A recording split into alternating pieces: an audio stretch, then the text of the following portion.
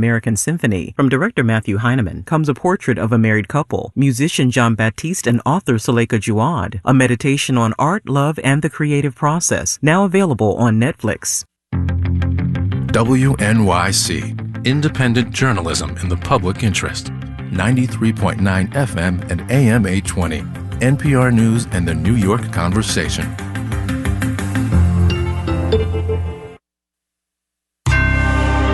Marketplace is supported by Betterment, the automated investing platform that helps make it easy to be invested for the long term. Learn more at Betterment.com. Investing involves risk. Okay, here you go. This economy in one short, sweet quote. Just great. Yeah, pretty calm. No unpleasant surprises today. From American Public Media, this is Marketplace.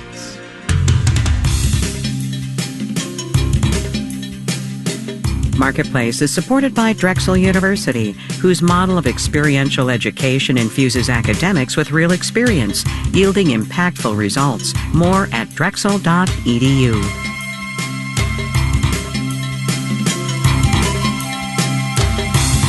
In Los Angeles, I'm Kai Risdal. It is Wednesday today. This one is the 29th of November. Good as always to have you along, everybody. We're going to do that thing that happens not infrequently in business and economic reporting. We are going to give you the headline. We're going to tell you what it means. Then we're going to tell you why it might not mean what everybody thinks it means. I wouldn't say that I guessed the number was going to be exactly 5.2, but seeing a revision of 0.3%, I'm not shocked by it. That's Laura Veldkamp. She's a professor of economics and finance at Columbia Business School, talking about the economic headline of the day, that estimates of economic growth in the third quarter have been bumped up. Better than 5%, by the way, in the third quarter is a lot. Typically, really strong growth is an upward force on inflation. And so the concern this number raises is not that we're in a recession. The concern is that we might have continued high inflation. So there's that, what the headline means. But there's also this. One thing that came in this report is the weakness in GDI. Economist Nicole surveys at Wells Fargo, and GDI is gross domestic income. It measures the economy basically by adding up all the incomes in it. And GDI was up 1.5% annualized in the third quarter. However, that, if you look at it on a year-over-year basis, is actually negative. So what that implies is that the income side of the economy is pretty weak. So strong economic growth with maybe some hidden weaknesses is where we seem to be. There was another item in today's report that caught our attention, a downward revision in consumer spending in the third quarter. Wasn't huge, that downward revision, but it does add some context to the huge Thanksgiving shopping numbers that everybody's been talking about the past couple of days. Marketplace's Kimberly Adams has that one. Americans spent more than ever over the holiday. More than 200 million people, a record number, looked for deals in stores and online. And while people spent a couple % more this Black Friday weekend than last, they didn't necessarily buy more. Inflation was running at about 3.2% year-over-year basis. So if you look at Black Friday sales overall, they're about down 0.7%. Silvio Tavares is CEO of credit rating agency VantageScore. So the reality is it's a bit of a head fake. If you actually take into account inflation, consumers actually spent less this Black Friday. Tavares also warns that consumer credit card delinquencies are on the rise. So with all of this holiday shopping, especially with many consumers leaning on buy now, pay later systems, the concern is at some point, those credit card bills will come in. The pay later of buy now, pay later will come. Natalie Cutler is the retail industry leader at accounting firm BDO. And the consumers are going to be cutting as much as they can in making future purchases because the debt is becoming due or will become due. Which could mean rough times for retailers after the holiday season, although some are feeling the pinch already. Here's Rick Dreiling, CEO of Dollar Tree, in a call with analysts this morning.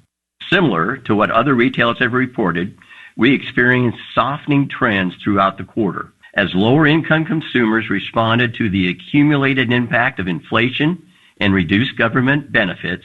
We saw a notable pullback in spending. Retailers across the country are carefully watching how consumers across all income brackets are shopping this holiday season to see how significant that pullback is going to be. In Washington, I'm Kimberly Adams for Marketplace. On Wall Street today, I'm just going to say it. I think traders are waiting to see what the Fed does, in which case it's going to be a long 2 weeks. Next meeting wraps up on December 13th. We will have the day's details when we do the numbers.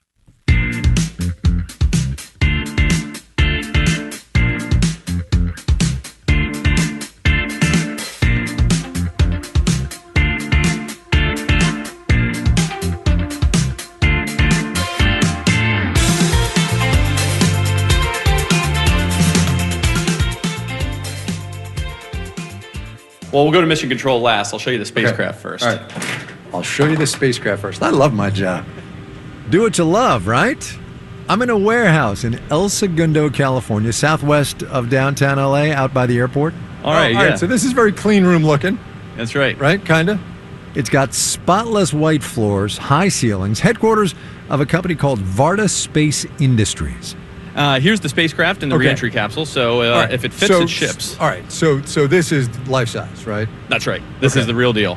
Will Brewy's the CEO, and the thing that we're looking at is honestly kind of flying saucer shaped, about 3 feet in diameter, 2.5 or so feet high.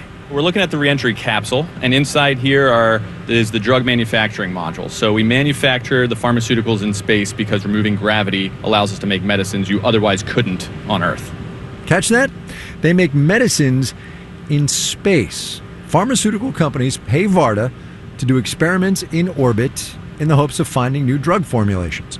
The gravity is kind of like a parameter. I kind of think of it as in a kitchen, because chemistry is chemistry and food is chemistry as well. So if you put a temperature knob on an oven, you create a whole world of new recipes and new food you can create. Similarly, if you can change gravity, you can also change the chemical process for drug formulations. We only make the active ingredients in space. Varda's capsules hitch rides on missions from private companies, SpaceX, for instance, to get into space, and then come down in Varda's specially built reentry vehicles, which cost in the single-digit millions per mission. And so we can make drug formulas that you couldn't make on Earth because we can change gravity. Why drugs and not like widgets? Great question, because drugs help people and they're high dollar per unit volume, so they fit into a small reentry capsule like this. To be clear here, most of the processes Varda does in space aren't mechanical. They're mostly just heating stuff up and cooling it down, mixing it together, kind of like cooking. Let's back up for a minute. You're a SpaceX guy from way back, right? That's right. Why the shift to manufacturing in space? Because reusable rockets now make it so that you can go to space regularly and you can go to space cheaply. And so that opens up another industry that was not possible before. There's a reason this company's here in this part of Southern California. SpaceX headquarters is just a couple of miles down the road, and this area has always been a hotspot for aerospace talent. So your website says, what is it? Low Earth orbit is now open for business, right? That's probably on there somewhere. It is. Catchy phrase. What does that really mean, though? I mean, we're not there yet, I guess is what I'm saying. We're damn close. So the way I think about it is shipping to space is now just shipping. If you can ship come on. You got to put it on a rocket. You got to get the FAA to buy off. You got to bring it back, which is a problem for you guys we're going to get to later, right? It's not just shipping. It's not like an Amazon van. It's pretty close. So the way to think about it is like this. If you could, I stole this from Elon Musk, but he would tell us at all hands all the time, if you could take a 737 and have to throw it out after every flight, that would be insane. Right. And now the exact opposite has changed with rockets. So every single rocket that's launched now from SpaceX can be reused. Right. Which is great. Wasn't done before. Amazing. Yeah. At that point, the other Varda executive showing me around jumped in to help explain. Tell us who you are. Eric Lasker, CRO, Varda Space Industries. CRO is? Chief Revenue Officer. Gotcha. So trying to make a business out of everything that's in this room right now. How's that working out for you? It's actually going pretty well. We have 2 lines of business that are both stood up, and happy to talk through either of those. But just getting back to, shipping to space is just shipping. If you go to spacex.com/rideshare, you can book a slot on a rocket today. That's what Will's actually talking about, is that we are not in the world of you need to get on top of, say, a shuttle mission, and it's going to be a 2, 3, 4 year process. Fair. You can actually go online today, and you could book a slot on a rideshare mission, just like Varda's doing right now. I checked out that website, by the way. SpaceX will take capsules like Varda's into orbit for a couple of $1 million. And the bet Varda's making is that manufacturing in space is worth the cost. Here's CEO Will Brewy again.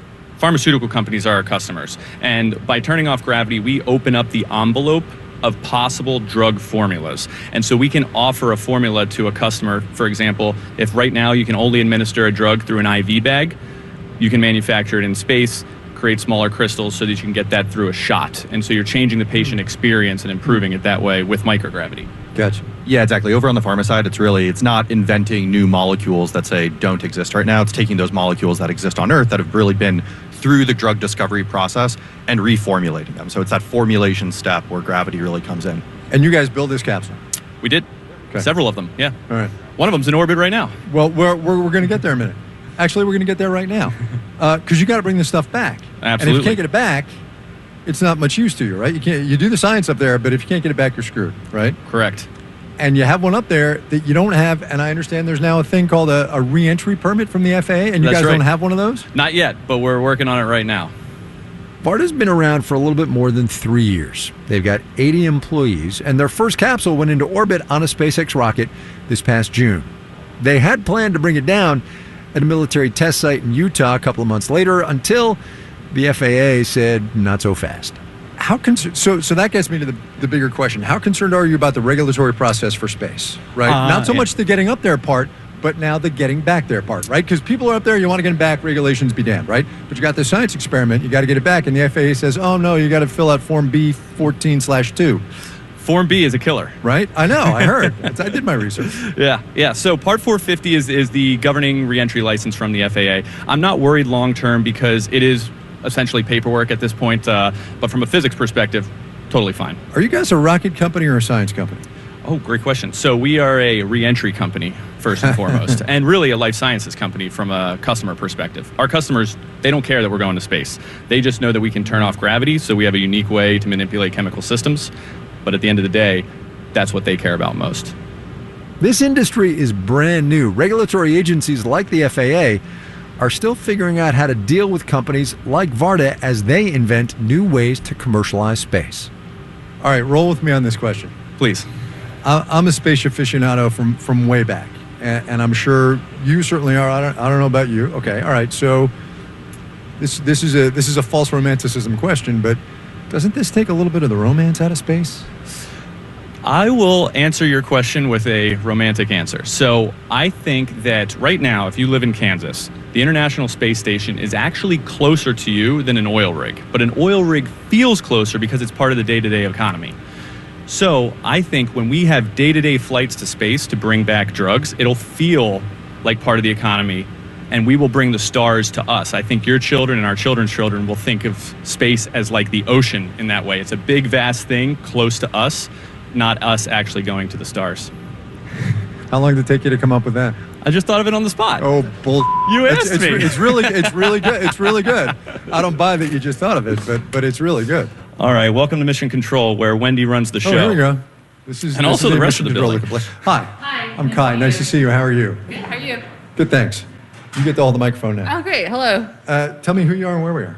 Yeah, my name is Wendy Shimada. I am the Vice President of Autonomous Systems, and we are here at the Varda Mission Control. We should tell people what we're looking at. There's 3 huge screens on the wall. There's a bunch of computer monitors, and there's all kinds of data and parameters, and everything's green except that one little red square there. What is that one little red square? Yeah, we ignore that one. Yeah. Okay. It's like when you're driving and your car makes funny noises and you just turn up the radio. It's a known thing. Yeah. So we actually these screens right now, the one far on the left actually shows us where we are in the orbit. I was going to say, well, what are you looking at? Where are you in the orbit now? Yeah. So the little blue dot right over there, flying right over the coast of Maine or Cape Cod, is where we are flying in space right now. Nice. So this is going to be a stupid question, which I should have asked a long time ago. What's it been doing up there this whole time? Right now, mostly just chilling. We check in. Yeah, we check in on her about once a week. It's a she? She is. Okay. Yes. All right. That's fair. Just checking. We check in on her about once a week, do some checkouts on the entire system. Otherwise, everyone's on call. So the science is all done? I mean, the science runs autonomously up there, right? That's correct. Yep. So it's all done? It's all done. Okay. Yeah. So once you get this FAA permit to bring it back, how are you going to do that? Yeah, great question. So we have to do a series of what are called like propulsion burns to be able to change the orbit such that it can land in a place of our choosing. So for our first mission, it's Utah. For the future, we'll have other landing sites available for us as well. Will, come here. So in 5 years, what's this company doing? In 5 years, we're launching and re-entering spacecraft on a daily basis with pharmaceuticals on board. After pharma, what are you going to do?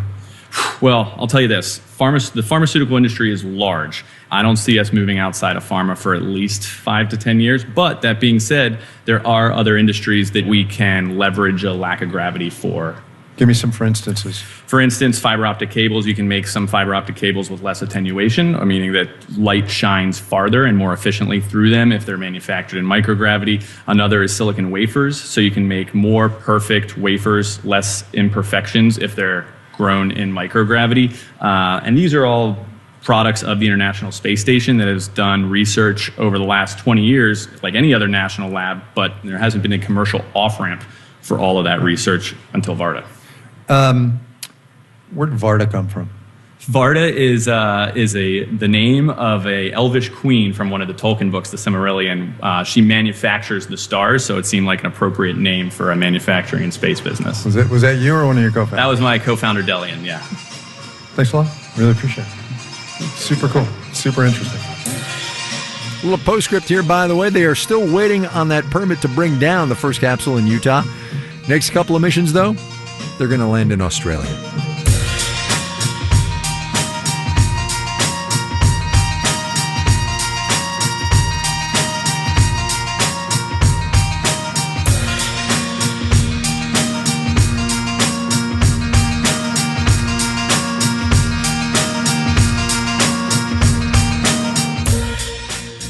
Coming up. If that meeting had happened online, the Paris Agreement wouldn't have been adopted. Climate diplomacy on Zoom? Maybe not. First, though, let's do the numbers. Dow Industrial's up 13 points today. We'll call that flat percentage-wise, 35,430. The NASDAQ went the other way, down 23, 0.2%, 14,258. The S&P 500 down 4 points, just under 0.1%, 45.50 there. Dollar Tree, which also owns Family Dollar, announced its earnings today. We heard a bit about that from Kimberly Adams. The discount chain reported net sales were up 5.4% to $7.3 billion in Q3. That's a lot of Dollar Tree. Looking at the competition, Walmart declined 1 0.6% today, 5 below, also due to report earnings today, down 1 0.8%. Bonds were up, yield on the 10-year T-note down to 4.26%. Take that, Jay Powell. You're listening to Marketplace. Marketplace is supported by C3 Generative AI. Verified traceable answers, secure, hallucination-free, LLM-agnostic, IP liability-free. Learn more at c3.ai. And by VinoVest, a wine and whiskey investing platform designed to help people grow their wealth beyond the stock market. VinoVest.co, dedicated to helping investors see real results with real assets. And by How We Survive. Climate change is dire, but it does not have to be world-ending. Even though they can feel removed from our daily lives, the solutions are out there. Tune into the latest season.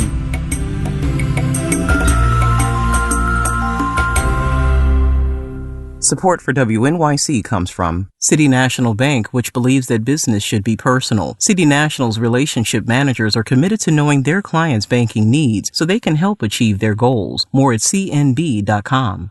I'm Allison Stewart, host of All of It. Every day, WNYC delivers on its promise to embrace different perspectives, whether it's about the latest political news or what's happening in the arts. We're always here for you, helping to navigate this complicated world. But we can only do it with the support of our listeners. You count on us, we count on you. Please make a contribution now. Visit wnyc.org/donate or call 888-376-WNYC.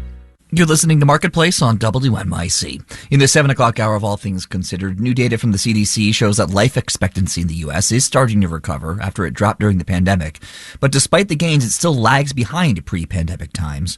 We're going to get the latest on that study and much more at 7. Stay tuned. This is Marketplace. I'm Kai Ryssdal. All right, I'm going to walk you through a data sequence en route to this next story.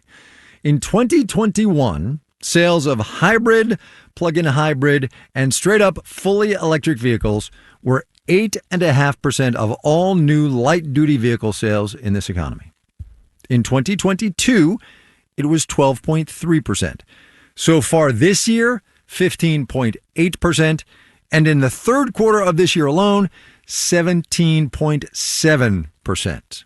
That's according to the Energy Information Administration, which we should say gets its data from Ward's Intelligence. Anyway, all of that, if you plot it on a chart, is a trend. Marketplace's Samantha Fields explains what's going on. More people are buying electric vehicles these days, partly because there are more of them to buy. Pandemic supply chain issues have eased, and manufacturers have been offering more EV makes and models. Michael Dwyer at the Energy Information Administration says there are almost 3 times as many kinds of EVs to choose from now as there were in 2020. More SUVs and crossovers, and now pickup trucks too.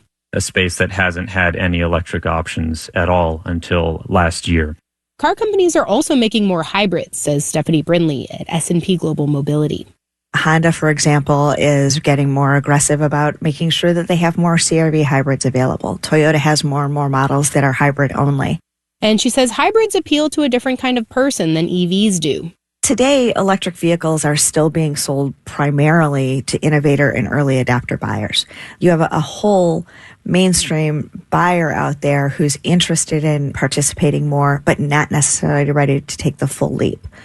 And hybrid gives them that opportunity.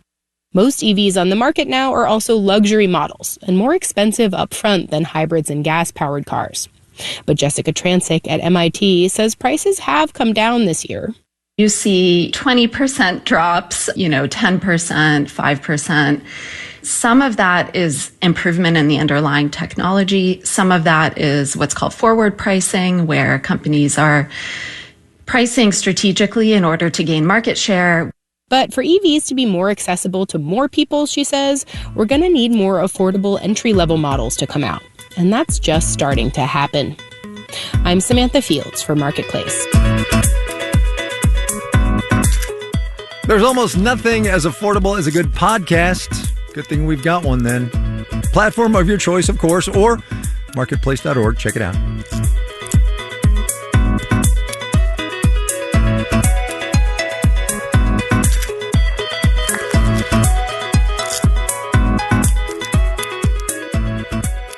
The UN's big climate conference, COP28, starts tomorrow. Negotiators from almost 200 countries have been making their way to Dubai for conversations and consultations that are crucial if we're going to be able to limit greenhouse gas emissions the way we need to. Holding this conference every year means thousands of people are getting on planes, burning jet fuel, and adding to global greenhouse emissions. And this year they're doing it on the way to a country, the United Arab Emirates, whose economy depends on climate-warming fossil fuels. Marketplace's Henry Epp reports on what the location and the leadership of this year's conference might mean. Okay, so say you're one of the over 70,000 people planning to go to COP28 in Dubai and you want to reduce your personal carbon emissions by not flying there. Here's the problem. Dubai is surrounded by conflict zones, which blocks these land routes from Europe, Asia, and Africa. Carol Roberts researched this issue at University College London. She says holding COP28 in Dubai means essentially everyone has to fly, which means more carbon emissions. In our analysis, we showed that commercial air travel was 4 times more polluting than train transport. And 6 times worse than bus travel. So if you're coming from the UK, as some of Robert's fellow researchers are, your least bad option is to take a train or bus to Istanbul, then fly the rest of the way, which might take more time than you can spare. But if you decide that's worth it, here's the reality. You'll be attending a conference hosted by a petrostate and led by a guy named Sultan Ahmed Al Jaber. Sultan Al Jaber is someone who wears many hats. Ben Stockton is an investigative journalist with the Center for Climate Reporting. Not only is the Sultan leading COP this year, but he is also CEO of the Abu Dhabi National Oil Company, which is the UAE state-owned oil company. It's the first time a CEO of any corporation, let alone a fossil fuel company, has led COP, Stockton says. And as Al Jaber has met with top government officials in the lead-up to the climate conference, he's thoroughly mixed his 2 roles, Stockton has reported. Documents that we obtained suggest that Al Jaber has planned to use these meetings to lobby on oil and gas deals on a number of different occasions. One way to think of it, according to Andreas Sieber, an associate director of policy at the climate nonprofit 350.org, it's like making the CEO of a cigarette company presiding over a conference on lung cancer and its treatment. Sieber worries about how Al Jaber might influence the conference's outcome. We are afraid and concerned that when there is actually quite a momentum to agree on phasing out fossil fuels, phasing in renewables, that he will just pick what he likes and what's comfortable for his business interests. So, given all of this, that you have to fly to attend COP, which is being led by an oil CEO, is it worth it to be there in person? This is something that everybody who's involved in these negotiations wrestles with.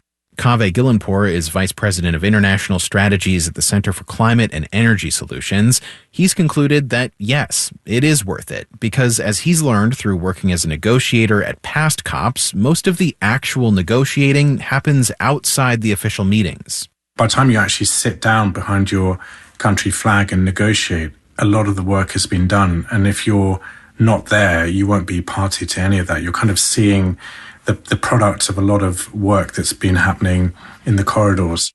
He says that's almost impossible to replicate online, and in-person negotiations have gotten results before. He points to 2015. I can unequivocally say that if that meeting had happened online, the Paris Agreement wouldn't have been adopted. It just would not have been possible to deal with the complexity in real time of what was happening in an online setting. And this is the most important COP since Paris, Gillenpour says. The conference will include the first big status update on nations' promises to cut emissions, and countries will debate how to pay for climate-related damages in developing nations. I'm Henry Epp for Marketplace.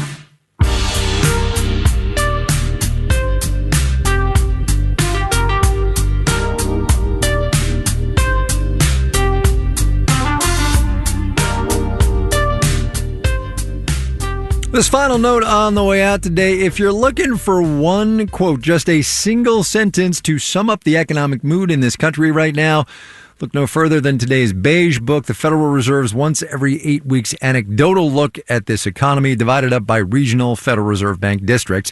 The quote in question comes to us from the Federal Reserve Bank of Minneapolis, actually, and a banker in northern Wisconsin who says, and this is a quote, "People are mad about eggs costing more, but they'll still buy a car."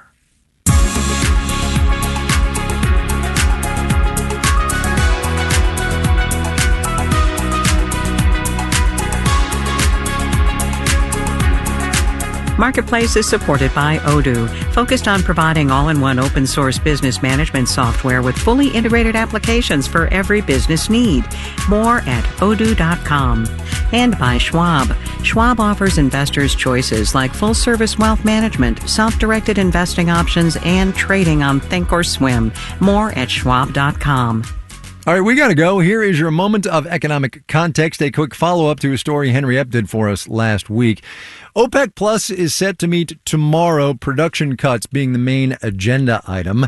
This, then, from the Wall Street Journal this afternoon, new cuts of as much as 1 million barrels a day are apparently on the table, about which two things. Number one, the cartel historically has had a tough time getting its members to stick to those ostensibly agreed cuts. And also, number two, we use almost to the drop all the oil we pump globally every day, so it does not take much to upset the proverbial apple cart. Our media production team includes Brian Allison, Jake Cherry, Justin Dueller, Drew Jostad, Gary O'Keefe, Jeff Peters, Charlton Thorpe, Juan Carlos Dorado, and Becca Weinman. I'm Kai Rizdal. We will see you tomorrow, everybody. This is APM. WNYC is supported by Swan Galleries with an auction